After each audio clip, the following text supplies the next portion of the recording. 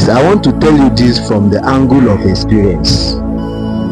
If God has given you a home, you are happily married, irrespective of what is going on in your marriage now, please fight and ensure that your marriage work.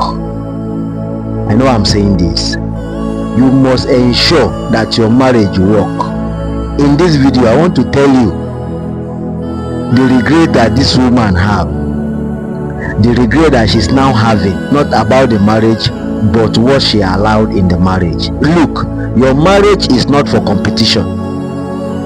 Your marriage is not for you to allow us outsider to come and determine for you what happens in your marriage. I'm saying this from the side of experience.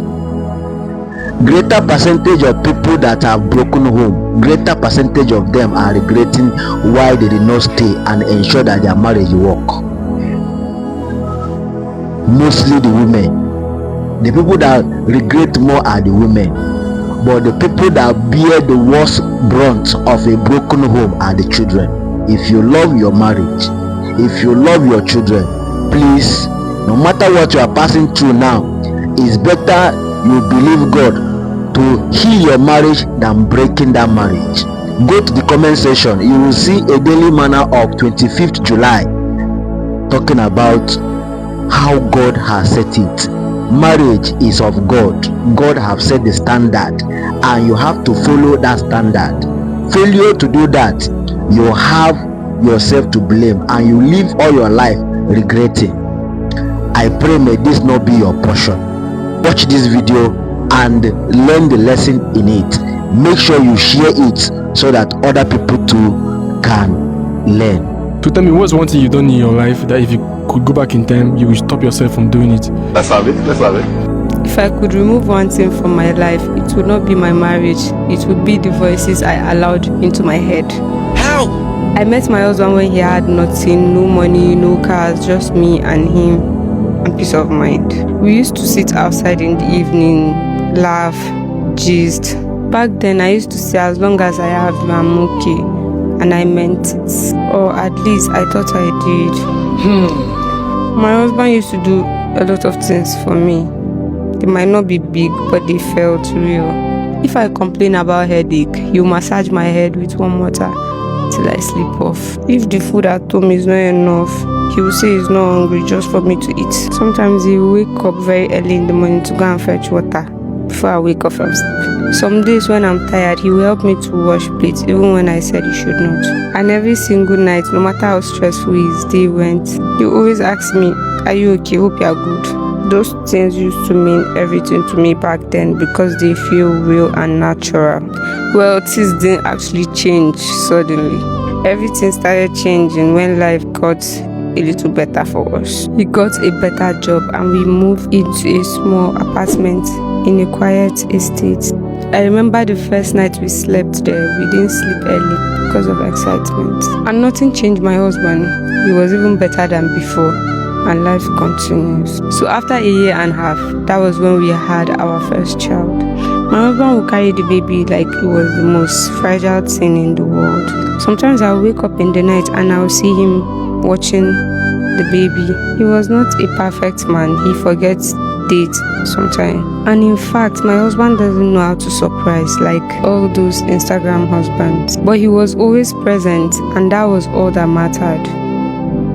Then I met new friends in the estate, women who looked like they had everything together, always well dressed, talking about luxury life, and they called themselves estate boss ladies. At first, it was just a conversation, then slowly it became something else. I would meet them for tea and they would ask about my marriage, and I would tell them it is fine, my husband is trying, and they would laugh. Just fine?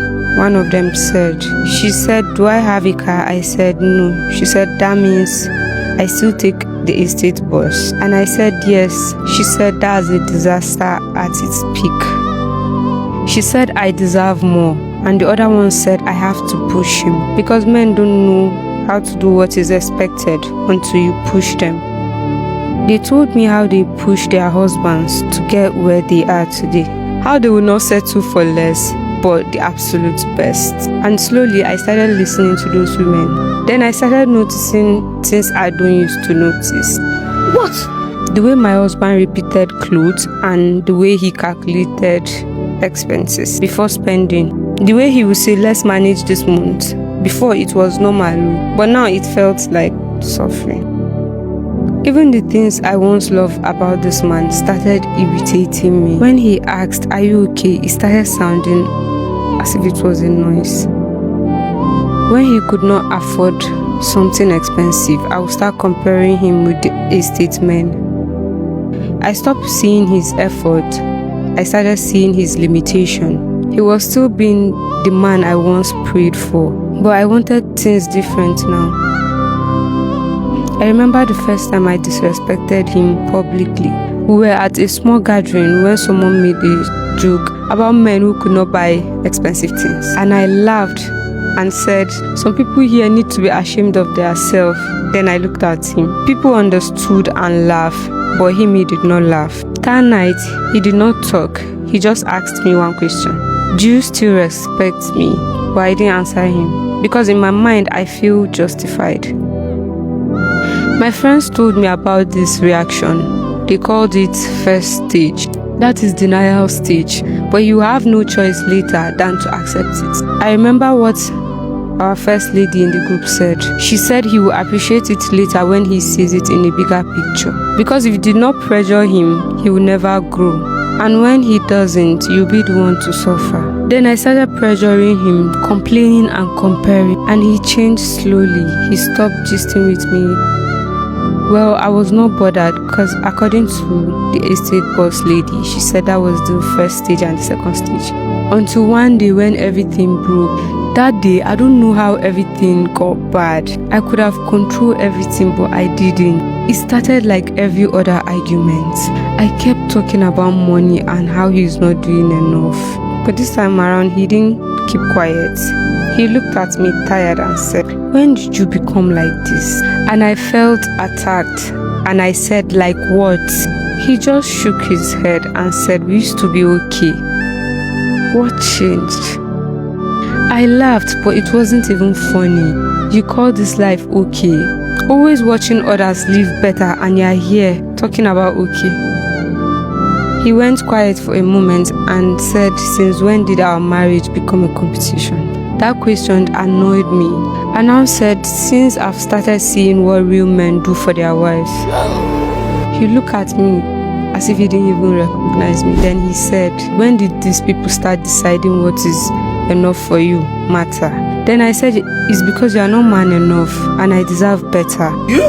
He didn't move or say a word. I could have stopped there, but I didn't. He was still looking at me quietly when I said something that I shouldn't have said. Then I said, I regret marrying you. The way he looked at me, I've never seen him like that before. He looked empty, like something inside him closed. He nodded slowly, picked his phone and walked out. I didn't follow him and I didn't call him because I was still angry at him. I was still feeling as if I was right. I sat there convincing myself that he would come back as always. Night came, he didn't return. I called him, he didn't answer. Then I told myself maybe he needed time. Then an unknown number called. I picked, it was a female's voice. Then she asked if I'm the wife of the owner of the number. I said yes. Then she said I should come to so hospital. That there have been an accident and my husband is involved. Jesus. I didn't even remember how I got there, but I saw myself there. When I got to the hospital, the first thing I saw was his shoes.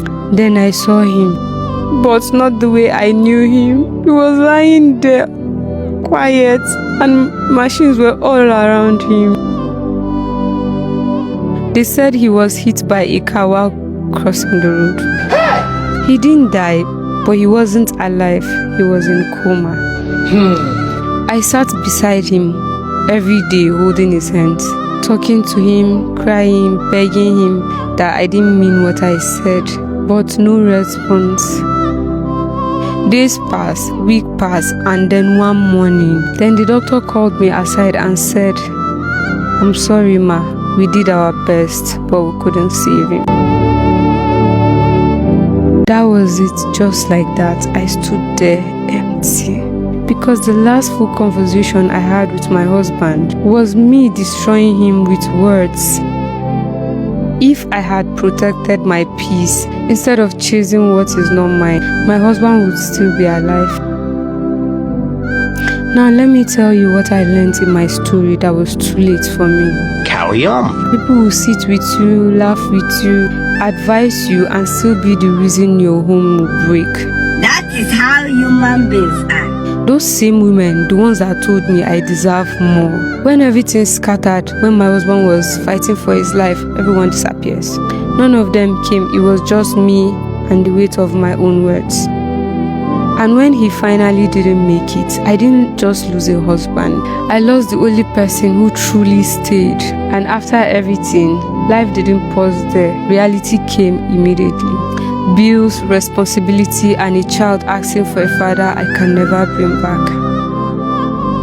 And that is it that made me feel like I wasn't enough.